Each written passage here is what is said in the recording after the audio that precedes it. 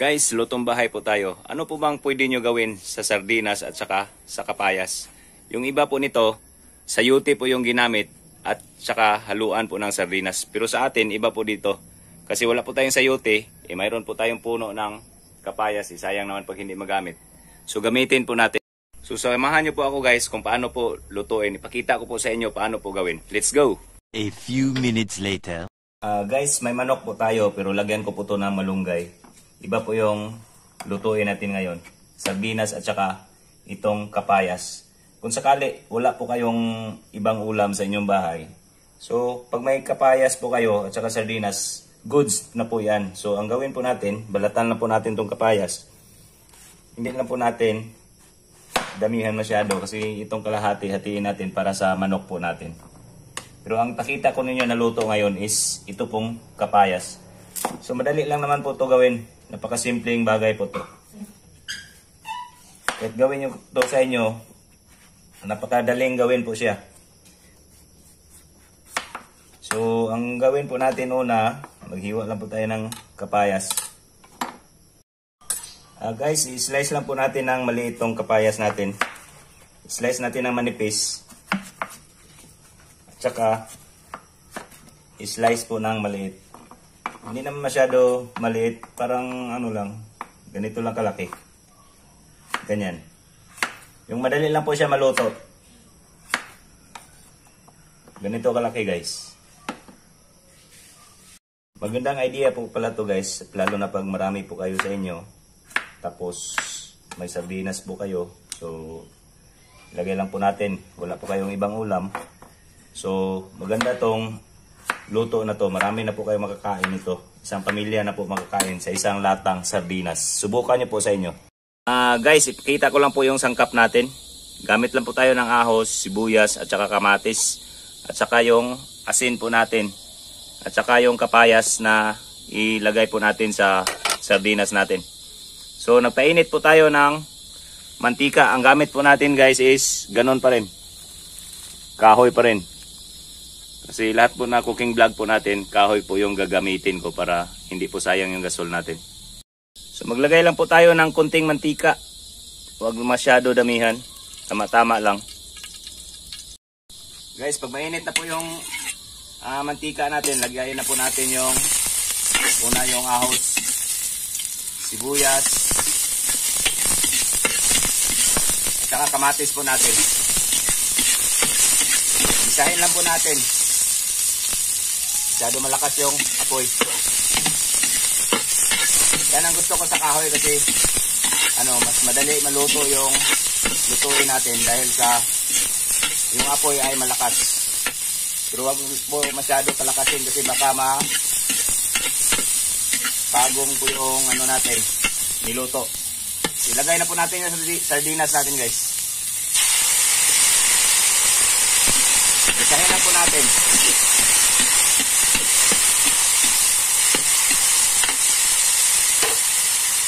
Lagyan po natin itong konting tubig.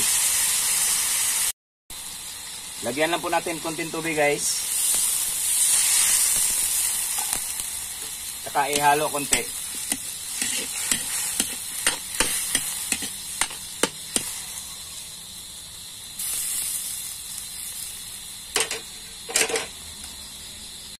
Pag kumulo na po yung tubig na nilagay natin, ilagay na po natin yung kapayas. At saka misahin po natin. Ihalo po natin na mabuti.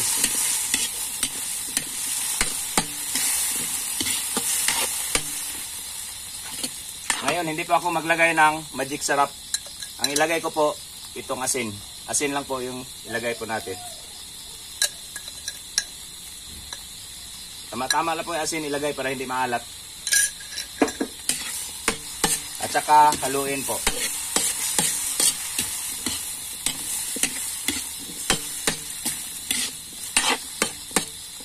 Pag ganito po siya, medyo tuyo, lagyan po natin ng konting tubig. Pwede na! A few minutes later. Lagyan lang po natin konting tubig.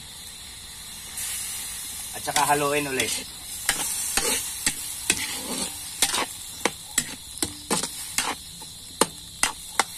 Guys, takpan po natin. Within 10 minutes, Okay na po yan. Sana all. Guys, tikman po natin yung kapayas pag okay na po siya. Pag malambot na, pwede na po siya.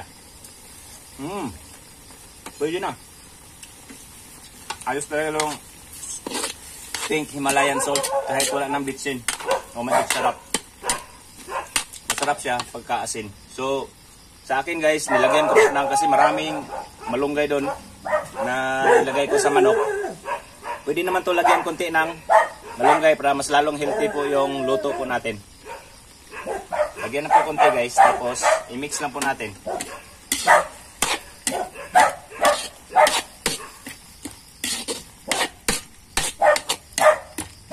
Masarap to pag lagyan ng malunggay eh.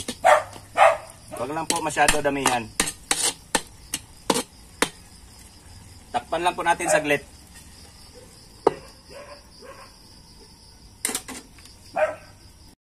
Oh my God! Wow! A few minutes later.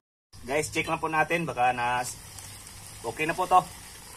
Kunin na natin sa lagayan. So guys, ito na po yung sardinas natin na nilagyan po natin ng kapayas. Ilipat na po natin sa lagayan. Wow, sarap nito. Lalo na pag may bahaw. Ano bang bahaw sa Tagalog? Hindi ko alam yun. Basta bahaw.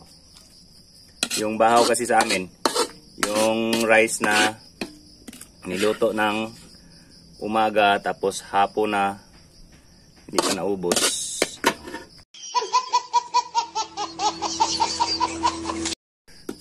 Masarap to guys mamaya pag may bahaw. Ihalo natin yun sa kanin na hindi po mainit. Tapos kamay. Magkamay ka lang po. Napakasarap. A few minutes later. Guys, ito na po yung sardinas natin with papaya. So tikman po natin kung ano pong lasa. Pero natikman ko doon kanina. Masarap po talaga siya. So, lagyan po natin ng rice. Sana all. Tikman po natin. Lagyan natin ng rice. Unang subo.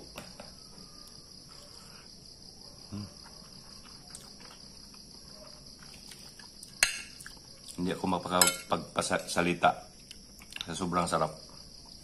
Subukan nyo po sa inyo guys. Masarap.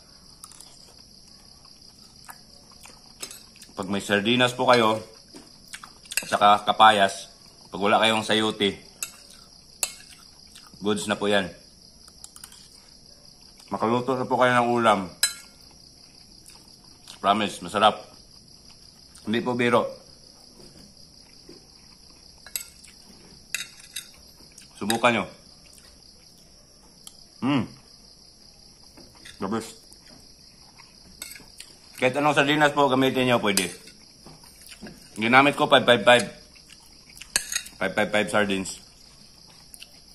Hindi pa ako nag-advertise sa 555 sardines ha, pero yun lang po available sa tindahan eh, kaya yun ang ginamit natin. Kung ano lang po yung available, huwag na po kayo maghanap kung ano-ano din na wala sa inyo. Tulad ko, may sardinas ako, may kapayas, so yun ang hinalo ko.